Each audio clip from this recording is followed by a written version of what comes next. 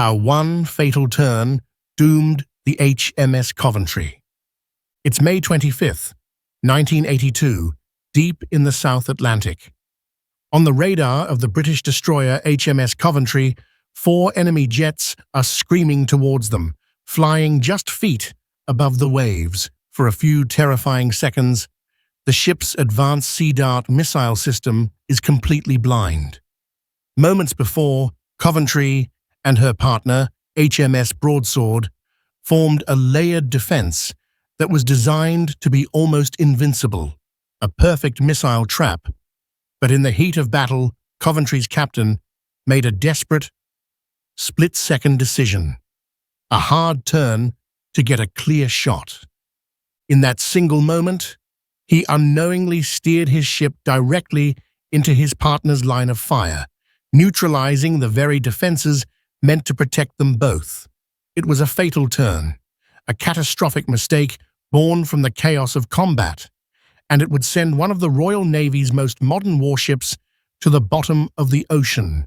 This is the story of how a perfect trap failed, and how one turn sealed the fate of the HMS Coventry. In the spring of 1982, the Falklands War was hitting its peak. British forces had just launched their amphibious assault at San Carlos Water, a bay on the western side of East Falkland.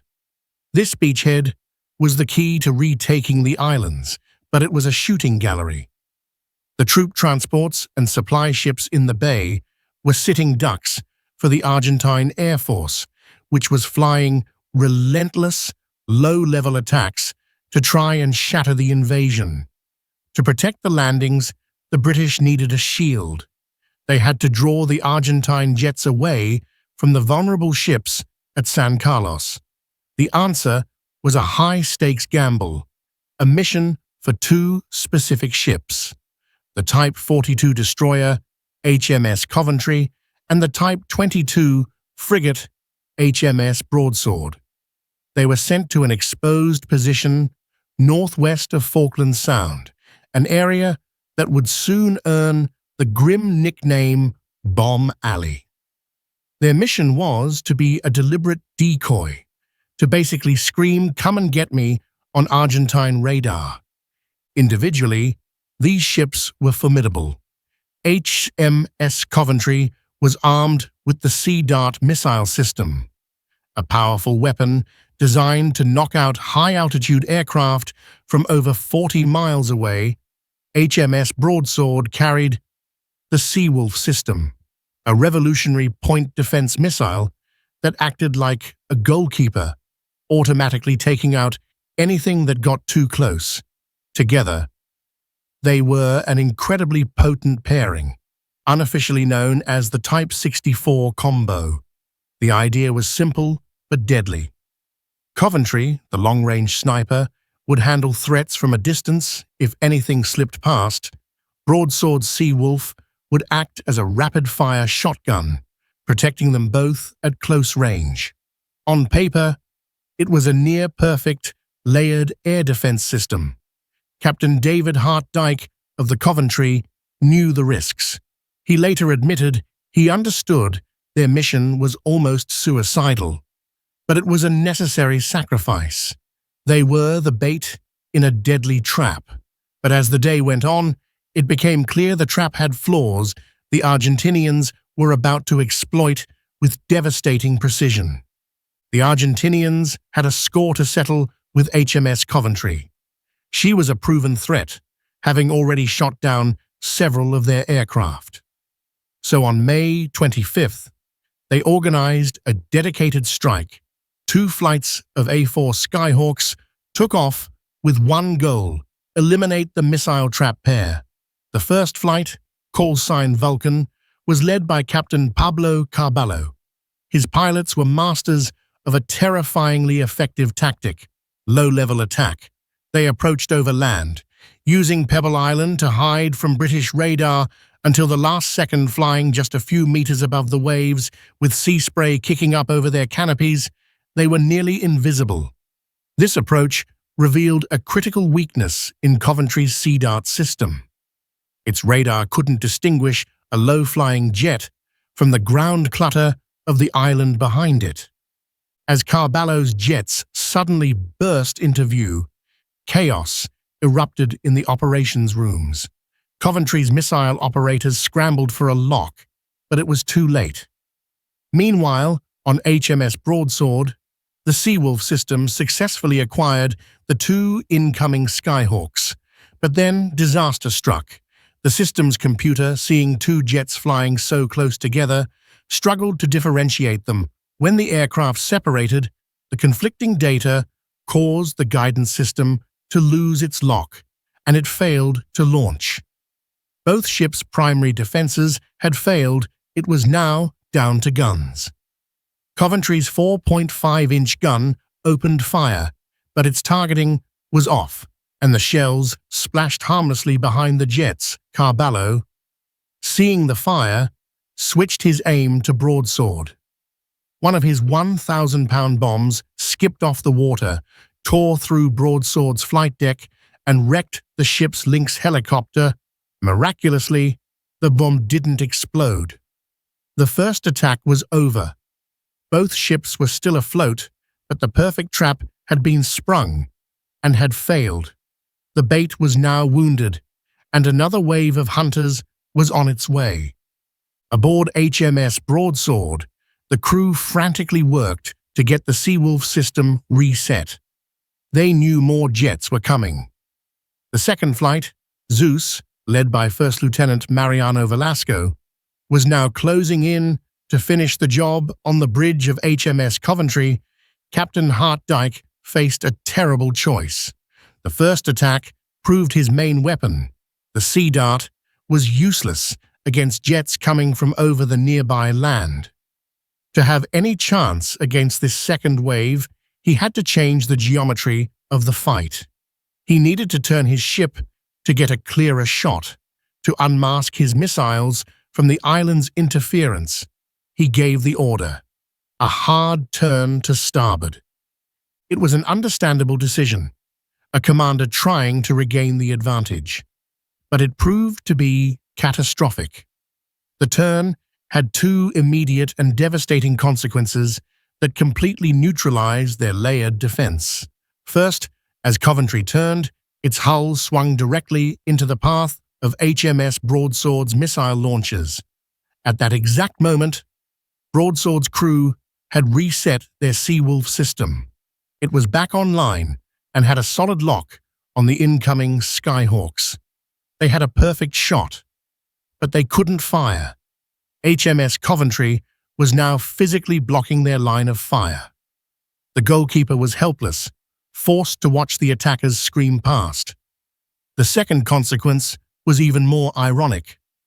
The turn, meant to give Coventry's Sea Dart a better shot, actually did the opposite. By maneuvering so close to Broadsword, Coventry's own targeting radar got confused by the presence of a friendly ship in its line of sight. A problem known as mutual interference. The lock it had briefly achieved flickered and died. A single Sea Dart missile launched blindly, streaking harmlessly into the sky before losing its target. In a single, desperate maneuver, the perfect missile trap had been utterly broken. The two ships were now masking each other, their advanced weapons rendered useless.